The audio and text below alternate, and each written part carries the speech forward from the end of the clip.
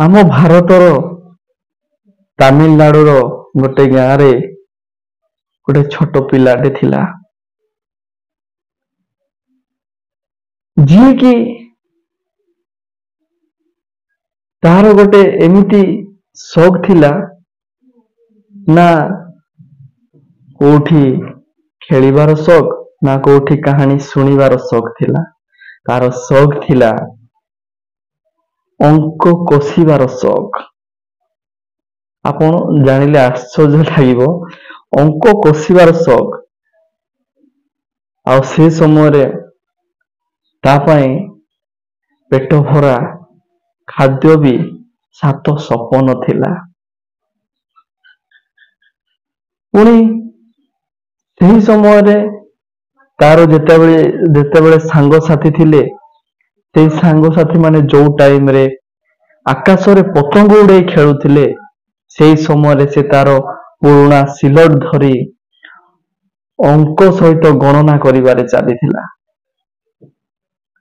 ସମସ୍ତେ କହୁଥିଲେ, ଆରେ ଏଟା ପାଗଳଟା କିରେ, ନିଜର ଗଣିତ ନିଜେ ଉତ୍ତର କାଢୁଛି, ନିଜର ଗଣିତର ନିଜେ ଉତ୍ତର କାଢୁଛି। ଆଉ ସେ ଗଣିତରେ ହିଁ ଭଲ କରୁଥିଲା। ସେ ସ୍କୁଲରେ ବହୁତ ଥର ଫେଲ ମଧ୍ୟ ହେଇଛି ଅନ୍ୟ ସବଜେକ୍ଟ ପାଇଁ। କିନ୍ତୁ ତାର ଯୋଉ ସଉକ ଥିଲା ଅଙ୍କ ସହିତ ଖେଳିବାର ସଉକ,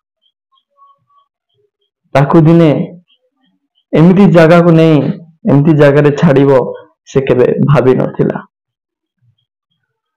ତ ସାଙ୍ଗମାନେ, ଆଜି ତା କାହାଣୀକୁ ଆମେ ବେଶୀ ନାହିଁ ସରଳ ଭାବରେ ବୁଝିବାକୁ ଚେଷ୍ଟା କରିବା।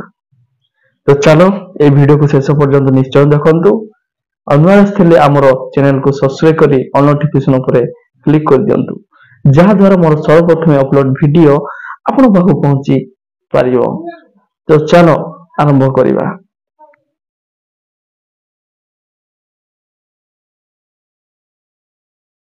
ତ ସାଙ୍ଗମାନେ, ଆପଣମାନେ ଯଦି ଆଗରୁ ଶୁଣିଛନ୍ତି କିମ୍ବା ଜାଣିନାହାନ୍ତି, ମୁଁ ଆଉ ଥରେ କହିଦେଉଛି ଯେ ଆମ ଭାରତର ତାମିଲନାଡୁରେ ଇରୋଡ ନାମକ ଏକ ସହରରେ ଜନ୍ମିଥିଲା ଗୋଟିଏ ଶିଶୁ, ଯାହାର ନାମ ଥିଲା ରାମାନୁଜନ। ସେ ଛୋଟବେଳୁ ଅଙ୍କ କଷିବାର ହିଁ ତାର ଗୋଟିଏ ଅଭ୍ୟାସ ଥିଲା। ସତରେ ତା ମାଇଣ୍ଡରେ ଯେମିତି ବ୍ରହ୍ମାଣ୍ଡଟି ତାର ଆଶ୍ରୟରେ ଅଛି, ମାନେ ତା ବୁଦ୍ଧିରେ, ତା ମନରେ, ତାର ମସ୍ତିଷ୍କରେ ସାରା ବ୍ରହ୍ମାଣ୍ଡ ରହିଯାଇଛି। ସତରେ ଯେତେବେଳେ ସେ ଏମିତି ଆଗକୁ ବଢି ଚାଲିଲା, ଯେତେବେଳେ ସମସ୍ତେ ଗାଳି ଗୁଲଜ କଲେ ଏତେ ପାଗଳଟା କିରେ, ସେ ଜାଣିଥିଲା ମୁଁ ପଛକୁ ଚାହିଁବିନି, କାହାକୁ ଦେଖିନି, ମୁଁ ଦିନେ ନା ଦିନେ ନିଶ୍ଚୟ ଦୁନିଆକୁ ଜଣେଇଦେବି ଯେ ମୁଁ କିଏ। ଯେତେବେଳେ ଗୋଟେ ଦିନ ଯେତେବେଳେ ଭାରତରୁ ଚିଠି ଲେଖିଲା, ଯେତେବେଳେ ଇଂଲଣ୍ଡରେ ଯାଇ ଜି.ଏଚ୍. ହାର୍ଡି ପାଖକୁ ପହଞ୍ଚିଲା, ସେଇ ଜି.ଏଚ୍. ହାର୍ଡି ଜଣେ ମହାନ ଗଣିତଜ୍ଞ। ତାଙ୍କ ପାଖକୁ ଯେତେବେଳେ ସେ ଚିଠିଟି ପହଞ୍ଚିଲା ରାମାନୁଜନର, ସେତେବେଳେ ସେ ଦେଖିକି ଚକିତ, ଅବାକ୍ ହେଇଗଲେ। ଆଉ ସତରେ ସେମାନେ ନିଜକୁ ବିଶ୍ୱାସ କରିପାରିଲେନି। ଏଇଟା କେବେ ସମ୍ଭବ କି? ଏଇଟା ଇମ୍ପସିବଲ, କେବେ ସମ୍ଭବ ନୁହେଁ। ସେଇଆ ଭାବି ସେ ଭାବିଲେ ଏଇଟା ଡାଇଭାଇନ୍ ଗିଫ୍ଟ। ଏଇଟା କୌଣସି ବଡ ବୈଜ୍ଞାନିକ କରିନି, ଏଇ କ୍ୱେଶ୍ଚିନର ଆନ୍ସର କରିନି, କିମ୍ବା ଏଇଟା କୌଣସି ଗଣିତଜ୍ଞର କରିବାର ଶୈଳୀ ନୁହେଁ, ତାର ସୂତ୍ର ନୁହେଁ। ଏଇଟା ଭଗବାନଙ୍କର ଗୋଟିଏ ଉପହାର କହି ସେ ଭାବିଲେ। ତାପରେ ଜି.ଏଚ୍. ହାର୍ଡି, ଯିଏ ମହାନ ଗଣିତଜ୍ଞ, ସେତେବେଳେ ସେ ରାମାନୁଜନକୁ ସେଇ ଇଂଲଣ୍ଡକୁ ଡକେଇଲେ। ଇଂଲଣ୍ଡର ସେଟା ୟୁନିଭର୍ସିଟି ନା ଟିକେ ମୋର ମନେ ପଡୁନି, ସେ ୟୁନିଭର୍ସିଟିକୁ ଡକେଇଲେ। ତାପରେ ସେ ୟୁନିଭର୍ସିଟିରେ ସେ ଧମାଲ ମଚେଇ ଦେଲେ ରାମାନୁଜନ। ସମସ୍ତେ ତାର ଗଣିତ କରିବାର ଶୈଳୀ, ଗଣିତର ସୂତ୍ର ସେ ଯୋଉ ଭଳିଆ ଭାବରେ କରିଥିଲେ, ଗୋଟେ ଗୋଟେ ସୂତ୍ର, ତାର ଯୋଉ କରିବାର ଶୈଳୀ ଦେଖି ସମସ୍ତେ ଚକିତ, ଅବାକ୍ ହେଇଗଲେ। ତାଙ୍କୁ ବହୁତ କୋଶ୍ଚିନ୍ ବି ପଚରାଗଲା, ବହୁତ କୋଶ୍ଚିନ୍ର ସଠିକ ଆନ୍ସର ମଧ୍ୟ ଦେଲେ। ଆଉ ବହୁତ ଜଣ ସେଇଠି ନଫରତ ବି କରିଲେ, ହେଲେ ବି ସେ ରାମାନୁଜନ ଯିଏକି ସକ୍ ଥିଲା ତାର ଗଣନାରେ, ତାର ସଂଖ୍ୟାରେ, ସେ ସଂଖ୍ୟାରେ ଖେଳୁଥିଲେ। ସେ କେବେ ବି ହାର ମାନିଲେନି। ଆଉ ସେଇଠି ବି ସେ ସାବିତ କରିଦେଲେ, ଦେଖେଇଦେଲେ ଯେ ମୁଁ ଗଣିତରେ କେତେ ପାରଙ୍ଗମ। ସତରେ ତାକୁ ଯିଏ ବି ପଚାରୁଥାଏ ସେ କହୁଥାଏ, ରାମାନୁଜନ କହୁଥାଏ ଯେ ଏଇଟା ମୁଁ କିଛି ଜାଣିନି, ଏଇଟା ମତେ ଭଗବାନ ଦେଇଛନ୍ତି, ଭଗବାନଙ୍କର ଉପହାର ମୁଁ ପାଇଛି। ତ ସେଇଆ ସେ ସମସ୍ତଙ୍କୁ କହୁଥାଏ। ତ ସାଙ୍ଗମାନେ, 32 ବର୍ଷର ସେ ରାମାନୁଜନ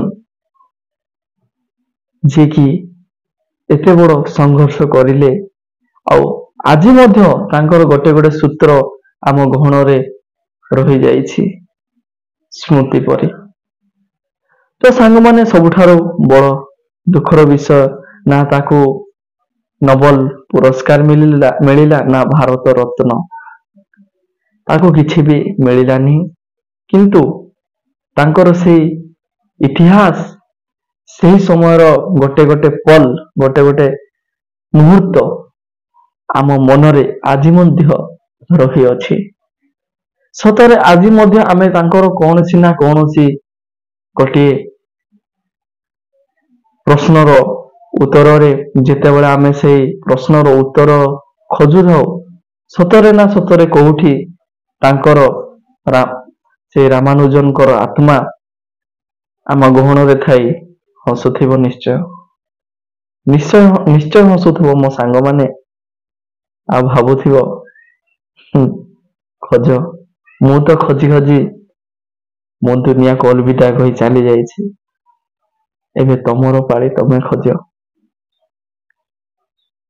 ତ ମାନେ ଏତେ ଗୋଟେ ମନକୁ ଭେଦି ଯାଉଛି ସାଙ୍ଗମାନେ, ସେ କଥା, ସେ ସମୟ। ମାନେ ଖାଇବାକୁ ପାଉନଥିଲା ରାମାନୁଜ, ମାନେ ତାର ପେଟର ଭୋକ ମେଣ୍ଟେଇବା ପାଇଁ ତାର ଗୋଟେ ସ୍ୱପ୍ନ ଥିଲା, ଗୋଟେ ସେଟା ସ୍ୱପ୍ନ ହେଇଯାଉଥିଲା। ସେ ତାକୁ ଏତେ ଭଗବାନ ତାଙ୍କୁ ସାହା ହେଇ କେବଳ ଜାଗାକୁ ନେଲେ, ପୁଣି 32 ବର୍ଷରେ ପରଲୋକ କରିଲେ। ତ ସାଙ୍ଗମାନେ, ରାମାନୁଜନର ଏହି ଛୋଟିଆ ସରଳ କାହାଣୀଟି କେମିତି ଲାଗିଲା ନିଶ୍ଚୟ କହିବେ। ଆଉ ଯଦି ଆପଣ କହିବେ, ମୁଁ ଏହା ବିଷୟରେ ଡିଟେଲ ଆଉ ଗୋଟେ ଭିଡିଓ ବନେଇବାକୁ ଚେଷ୍ଟା କରିବି। ଆଜି ପାଇଁ ଏତିକି। ଆମର ମହାନ ଭାରତର ଗୋଟେ ଗଣିତଜ୍ଞ ରାମାନୁଜନ କୁ ଆମେ କେବେ ଭୁଲି ପାରିବାନି। ତ ରହିଲି ମୋର ଦର୍ଶକ ବନ୍ଧୁ, ଜୟ ଜଗନ୍ନାଥ।